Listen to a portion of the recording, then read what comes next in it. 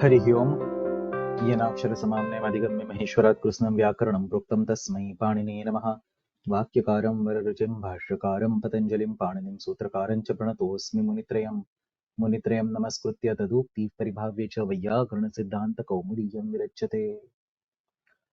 कारक प्रकरण का आज 40वां पाठ है। पिछले पाठ में हम कर्तृकारक के मुख्य सूत्र स्वतंत्र कर्ता इसको पढ़ चुके हैं। सूत्र पाठ में कारक प्रकरण में कर्तृकारक का एक और सूत्र भी दिया गया है, तत्प्रयोजको हेतुश्च। कारकाधिकार का यह अंतिम सूत्र है, यानी कि इस सूत्र पर आकर कारकाधिकार खत्म हो जाता है। लेकिन सिद्धांत कौमुदी में यह सूत्र णिजंत प्रकरण में पढ़ाया है, क्योंकि इस सूत्र द्वारा बताई गई हेतु यह संज्ञा मुख्य रूप से णिजंत प्रक्रिया के विषय में ही प्रयुक्त होती है। हमारे इस पाठ्यक्रम में तो हम कारक प्रकरण का समग्र अध्ययन कर रहे हैं, इसलिए महर्षि पाणिनि ने कारकाधिकार में पढ़ाए गए इस सूत्र को पढ़कर आज हम कारकाधिकार का अध्ययन समाप्त कर लेंगे। तो आज हम पढ़ने वाले हैं कारकाधिकार का अंतिम सूत्र, यानी कि पहले अध्याय के चौथे पाद का 55वां सूत्र, तत्प्रयोजको हेतुश्च। पिछला सूत्र स्वतंत्र कर्ता, इससे कर्ता इस शब्द की यहां अनुवृत्ति होती है। कारके ये अधिकार इस सूत्र में आकर रुकता है, तो यहां भी वो है ही। तो इस तरह से अनुवृत्ति और अधिकार के साथ सूत्र हो गया तत्प्रयोजकः कारकम हेतुः कर्ता च।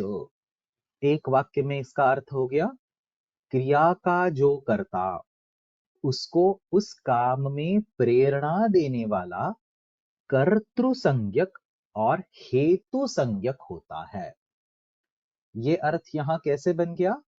तो सूत्र का पहला शब्द तत्प्रयोजकः, ये समस्त पद है। इसका विग्रह वाक्य है तस्य प्रयोजकः। तस्य मतलब कि उसी कारक का जिसकी पिछले सूत्र से कर्तृ संज्ञा की गई थी, यानी कि क्रिया में जो स्वतंत्र यानी कि प्रधान कारक है, उसकी पिछले सूत्र स्वतंत्र कर्ता, इससे कर्तृ संज्ञा जो की गई थी, उस कर्ता का जो प्रयोजक उसकी प्रस्तुत सूत्र से हेतु यह संज्ञा होती है, और चकार के बल पर कर्ता यह संज्ञा भी होती है। इस तरह से इस सूत्र से दो दो संज्ञाएं बताई हैं, हेतु और कर्ता। इसीलिए यहां अनुवृत्ति और अधिकार सहित सूत्र बन गया तत्प्रयोजकः कारकम हेतुः कर्ता च। अब तत्प्रयोजकः, इस समस्त पद के विषय में थोड़ा चिंतन करते हैं। हमने यहां विग्रह वाक्य क्या बोला? तस्य प्रयोजकः इति तत्प्रयोजकः। अब सवाल यह है कि यहां कौन सा समास है? वैसे तो देखने पर यही लगेगा कि यहां षष्ठी तत्पुरुष समास है, जैसे कि सीतायाः पतिः सीतापतिः। उसी तरह से तस्य प्रयोजकः तत्प्रयोजकः ये भी हो जाएगा। लेकिन ऐसा करने में एक दिक्कत है, और वो यह है कि प्रयोजक यह शब्द कृदंत है, और उस क्रिया का यानी कि प्रयोजयति इस क्रिया का कर्म पद तस्य इस शब्द से दर्शाया गया है। दूसरे शब्दों में रामः तं प्रयोजयति, इस वाक्य में विद्यमान तिङंत शब्द के स्थान पर णवुल यानी कि अक प्रत्ययांत कृदंत शब्द प्रयोजकः, यह अगर हमने लगा दिया तो कर्मसंज्ञक शब्द की द्वितीया की जगह षष्ठी विभक्ति हो जाएगी, और तम इसकी जगह पर तस्य यह शब्द आकर रामः तस्य प्रयोजकः, यह वाक्य बन जाएगा। यह विशेष बात क्या है कि इस परिवर्तन में कर्मपद की विभक्ति द्वितीया से षष्ठी बदल गई है। पहले वाक्य में कर्मणि द्वितीया इस सूत्र से कर्मपद को द्वितीया विभक्ति आ गई थी, और दूसरे वाक्य में उसी कर्मपद को कर्तृकर्मणोः कृति इस सूत्र से षष्ठी विभक्ति आ गई है। और इस प्रकार से प्राप्त षष्ठी विभक्ति का णवुल प्रत्ययान्त शब्द के साथ समास नहीं हो सकता। क्यों नहीं हो सकता? क्योंकि दूसरे अध्याय के दूसरे पाद का 15वां सूत्र त्रुजकाभ्याम कर्तरी, इस सूत्र से काशिका में इस समास का निषेध किया गया है। त्रिजकाभ्याम कर्तरी इस सूत्र के विषय में काशिकाकार बोलते हैं, कर्तरी च यौ त्रुज अकौ ताभ्याम सह षष्ठी न समस्यते। कर्तर्थ में जो अक प्रत्यय प्रयुक्त है उसके साथ षष्ठ्यंत शब्द का समास नहीं होता, इसलिए यहां प्रयोजक इस शब्द का तस्य इस षष्ठी के साथ समास नहीं होगा, यानी कि तस्य प्रयोजकः तत्प्रयोजकः, ऐसा समास हम नहीं मान सकते। अब यहां आगे जाने से पहले एक पाठ भेद के बारे में बता देता हूं। हमने यहां षष्ठी समास के निषेध के लिए त्रिजकाभ्याम कर्तरी इस सूत्र का सहारा लिया है। वैसे तो त्रिजकाभ्याम कर्तरी और कर्तरी च, ये दोनों सूत्र सूत्र पाठ में क्रम से पढ़ाए हैं, और इन दोनों ही सूत्रों के अर्थ सिद्धांत कौमुदी और काशिका में एक दूसरे के बिल्कुल विरुद्ध बताए गए हैं। मतलब कि त्रिजकाभ्याम कर्तरी इस 15वें सूत्र का काशिकाकार ने जो अर्थ बताया है, वह अर्थ कौमुदीकार ने कर्तरी च इस 16वें सूत्र के लिए दिया है। और उसी तरह से कर्तरी च इस 16वें सूत्र का काशिकाकार ने जो अर्थ दिया है, वह कौमुदी में त्रिजकाभ्याम कर्तरी इस 15वें सूत्र के लिए दिया है।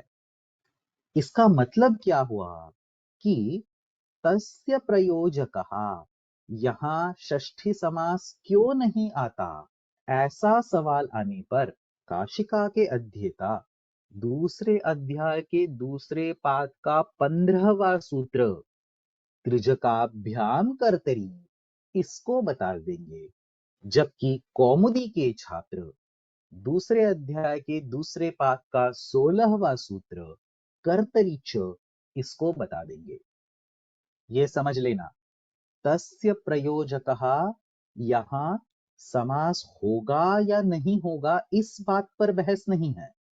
काशिका के मत में भी समास नहीं होता और कौमुदी के मत में भी समास नहीं होता। बस यहां बात यह है कि किस सूत्र के आधार पर समास का निषेध होता है। काशिका की दृष्टि से त्रिजकाभ्याम कर्तरी इस सूत्र से समास का निषेध होता है, और कौमुदी की दृष्टि से कर्तरी च इस सूत्र से समास का निषेध होता है। बात बस छोटी सी है, लेकिन ध्यान रखनी जैसी है, इसलिए मैंने यहां विस्तार से बोल दिया। अब फिर से मूल विषय का चिंतन करते हैं। यहां बात यह है कि अगर तस्य प्रयोजकः यहां षष्ठी तत्पुरुष समास नहीं होता, तो फिर सूत्रकार ने सूत्र में तत्प्रयोजकः यह शब्द कैसे डाल दिया? तो इसका जवाब काशिकाकार देते हैं, निपातनात् समासः। निपातन मतलब क्या? तो सिद्ध प्रक्रियस्य निर्देशः निपातनम। बिना प्रक्रिया के ही सिद्ध शब्दों का निर्देश करना निपातन माना जाता है। अब ऐसे बिना प्रक्रिया के शब्द कैसे सिद्ध हो सकते हैं? तो जब त्रिमुनि में से यानी कि पाणिनि महर्षि, कात्यायन महर्षि या फिर पतंजलि महर्षि, इनमें से कोई एक ऐसे शब्दों को अपने वाक्यों में प्रयुक्त करता है, तब आचार्यों के उन प्रयोगों को ही प्रमाण मानकर वे शब्द सिद्ध माने जाते हैं। तो यहां पर तो आचार्य पाणिनि ने स्वयं तत्प्रयोजकः यह शब्द प्रयुक्त किया है, तो बिना किसी सूत्र की मदद से ही यह सिद्ध माना जा सकता है।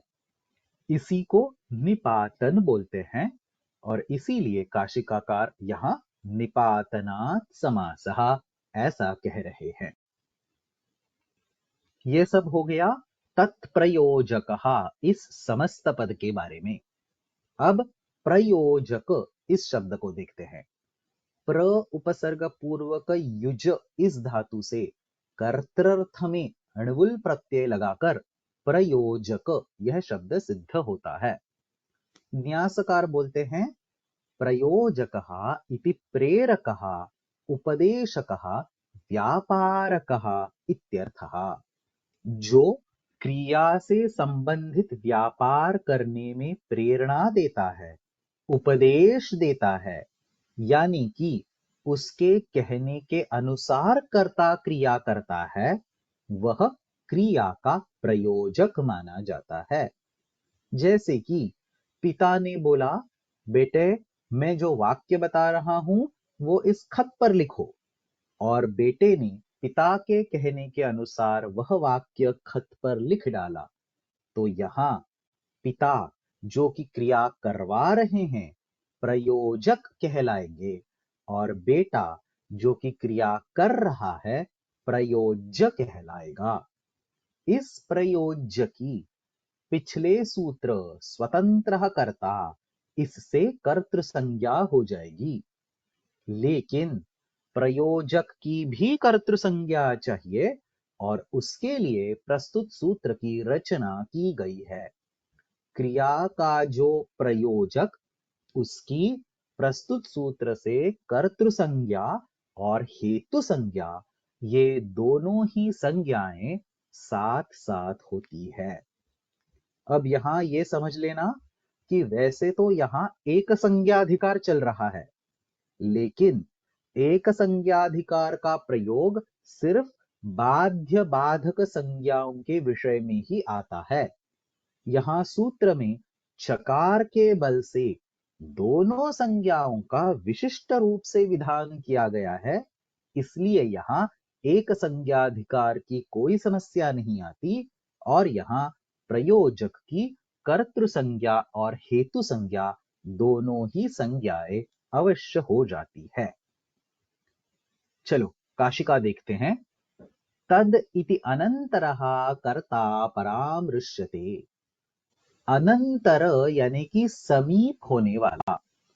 इस सूत्र के संदर्भ में समीप होने वाला यानी कि बस पिछले ही सूत्र में बताया गया कर्ता, तो वही कर्ता तद इस शब्द से यहां भी लिया जा रहा है।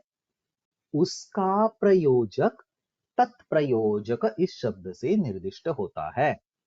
यही काशिकाकार बताते हैं, तस्य प्रयोजकः तत्प्रयोजकः। यहां समास कैसे हो गया? तो निपातनात् समासः, निपातन से यहां समास होता है।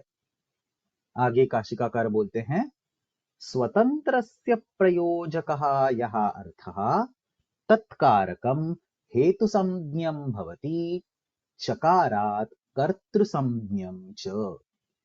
स्वतंत्र यानी कि प्रधान, उसका जो प्रयोजक, वह कारक हेतु इस संज्ञा से जाना जाता है, और चकार के बल से उसकी कर्तृ संज्ञा भी होती है। अब एक संज्ञाधिकार के बावजूद दोनों संज्ञाएं कैसे होती है? तो काशिकाकार आगे स्पष्ट करते हैं, संज्ञा समावेशार्थः चकारः। चकार के बल पर दोनों संज्ञाएं होती हैं।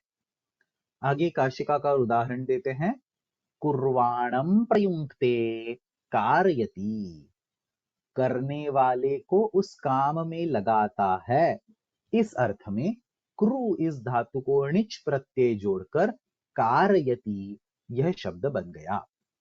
उसी तरह से रू इस धातु को णिच प्रत्यय लगाकर हारयति यह शब्द बन गया। अब यहां कारयति और हारयति इन दो उदाहरणों का क्या संबंध है, तो काशिकाकार स्पष्ट करते हैं, हेतुत्वात् णिचोः निमित्तं कर्तृत्वाच्च कर्तृप्रत्ययेन उच्यते। ये समझ लेना, हेतुमति च, इस सूत्र से हेतु के निर्देश में धातु से णिच प्रत्यय होता है और तिंग प्रत्यय कर्तृ संज्ञा का निर्देश करता है। इसलिए यहां कारयति और हारयति ये दोनों ही शब्द एक साथ हेतु संज्ञा और कर्तृ संज्ञा की उपयोग को बता रहे हैं। आगे काशिकाकार हेतु संज्ञा कहां कहां प्रयुक्त होती है ये स्पष्ट करते हैं। हेतु प्रदेशाः हेतुमति च इत्येवम् आदयः। हेतुमति च इत्यादि सूत्रों में हेतु संज्ञा का प्रयोग होता है। चलो सिद्धांत कौमुदी देखते हैं। जैसा कि मैंने पहले ही कहा है, सिद्धांत कौमुदी में यह सूत्र कारक प्रकरण में नहीं बल्कि णिजंत प्रकरण के प्रारंभ में पढ़ाया है। इसलिए सिद्धांत कौमुदीकार शुरू में ही बोलते हैं, अथ तिङन्त णिच् प्रकरणम कर्तुः प्रयोजकः हेतु संज्ञः कर्तृ संज्ञः च स्यात्। कर्ता का प्रयोजक हेतु संज्ञक और कर्तृ संज्ञक होता है। अब यहां कर्तृकारक की विभक्ति के बारे में थोड़ा जानते हैं। कर्तृकारक का निर्देश वाक्य में कौन सी विभक्ति से होता है? तो जैसा कि हम कई बार देख चुके हैं, अगर कर्ता अनभिहित है, यानी कि तिङन्त से या फिर कृदंत से उसका निर्देश नहीं हो रहा, तो उसके निर्देश के लिए कर्तृकरणयोस् तृतीया इस सूत्र से तृतीया विभक्ति का प्रयोग होगा। लेकिन अगर कर्तृ संज्ञक पहले से ही अभिहित है, तो फिर उसके लिए प्रातिपदिकार्थ लिंग परिमाण वचन मात्रे प्रथमा इस सूत्र से प्रथमा विभक्ति का प्रयोग होता है। अब यहां एक ही वाक्य में हम दो अलग अलग कर्तृपदों के साथ इसका उदाहरण दे सकते हैं। शिष्यः आचार्येण पठति, शिष्य आचार्य के द्वारा बताए जाने पर पढ़ता है। यहां पढ़ना इस क्रिया के दो अलग अलग कर्ता हैं। एक तो शिष्य जो कि पढ़ने की क्रिया का प्रधान कारक है, उसकी स्वतंत्र कर्ता इस सूत्र से कर्तृ संज्ञा होती है। इसी को शुद्ध कर्ता भी बोलते हैं। और दूसरा आचार्य, यह पढ़ने की क्रिया का प्रयोजक करता है, तो उसकी तत्प्रयोजको हेतुश्च इस सूत्र से कर्तृ संज्ञा और हेतु संज्ञा ये दोनों हो जाती हैं। इस तरह से इस वाक्य में दो दो कर्तृ संज्ञक पद है, लेकिन इनमें से तिङन्त से सिर्फ शुद्ध कर्ता का ही निर्देश हो रहा है, हेतु का निर्देश नहीं हो रहा। क्यों नहीं? क्योंकि हेतु के निर्देश के लिए णिच प्रत्यय होना जरूरी है। यह हेतुमति च इस सूत्र से हमें पता चलता है। और यहां पठति इस तिङन्त में णिच प्रत्यय तो है ही नहीं, तो इसका मतलब यह है कि यहां तिङन्त से हेतु का नहीं बल्कि शुद्ध कर्ता का ही निर्देश हो रहा है। इसी का अर्थ है कि यहां शुद्ध कर्ता अभिहित है और हेतु अनभिहित है।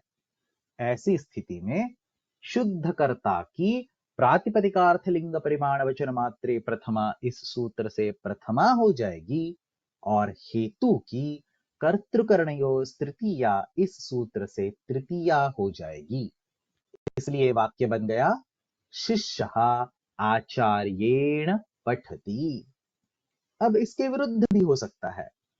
अगर तिङन्त द्वारा हेतु का निर्देश हो गया तो उसी हेतु को दिखाने वाले सुबंत का निर्देश प्रथमा विभक्ति से हो जाएगा और शुद्धकर्ता के लिए उसके तिङन्त से अनभिहित होने से तृतीया विभक्ति प्रयुक्त हो जाएगी।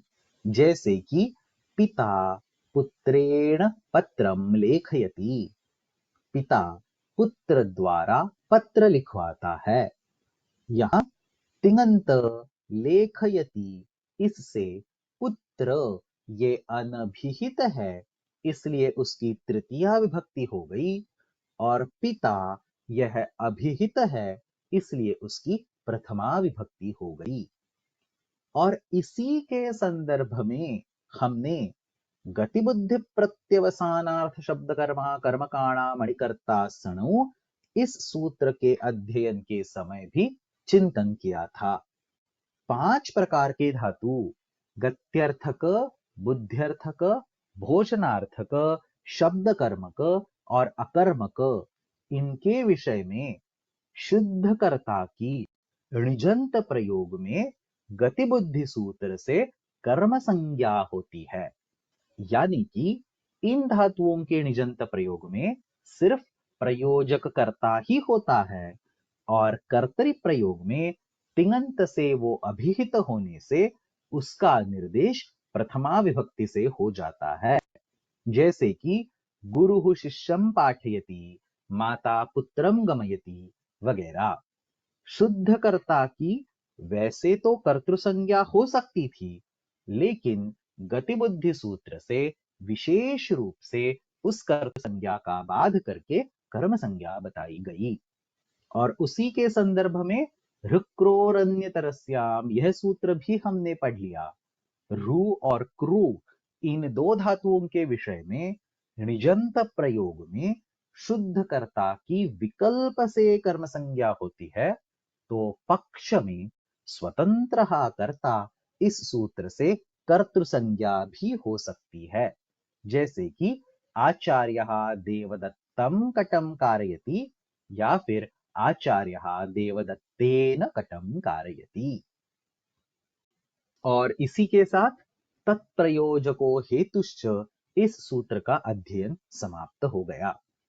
और बस इतना ही नहीं, तो कर्तृ संज्ञा के दोनों ही सूत्र स्वतंत्र कर्ता और तत्प्रयोजको हेतुश्च, इन दोनों सूत्रों का अध्ययन खत्म करके यहां हमारा कर्तृ संज्ञा का भी अध्ययन समाप्त हो गया है। जल्दी से एक बार सिंहावलोकन करवा देता हूं। कर्तृ संज्ञा के अष्टाध्यायी में 2 सूत्र है, स्वतंत्र कर्ता और तत्प्रयोजको हेतुश्च। उनमें से स्वतंत्र कर्ता इस सूत्र में आपको 3 चीजें याद रखनी है। पहले, स्वतंत्र इस शब्द का अर्थ स्वतंत्र इति प्रधानभूतः उच्यते। दूसरी बात, प्रधान कौन है ये विवक्षा पर निर्भर करता है और इसीलिए स्थाली पचती, अग्नि पचती ये प्रयोग भी बन जाते हैं। तीसरी बात, यहां सूत्रार्थ आपको इस तरह से याद रखना है, क्रियायाः स्वातंत्र्येण विवक्षितः अर्थः कर्ता स्यात्। ये सब हो गया स्वतंत्र कर्ता इस सूत्र के विषय में। अब दूसरा सूत्र तत्प्रयोजको हेतुश्च, इस सूत्र के बारे में भी हमें 3 बातें याद रखनी है। एक तो तत्प्रयोजकः, यह समास निपातन से सिद्ध है। दूसरी बात, यहां एक साथ ही हेतु संज्ञा और कर्तृ संज्ञा ये दोनों संज्ञाएं होती है। और तीसरी बात, सूत्रार्थ जो आपको याद रखना है, कर्तुः प्रयोजकः हेतु संज्ञः कर्तृ संज्ञः च स्यात्। और इसी के साथ कारकाधिकार में पढ़ाए गए सारे ही सूत्रों का अष्टाध्यायी के क्रम से हमने विस्तार से अध्ययन कर लिया है।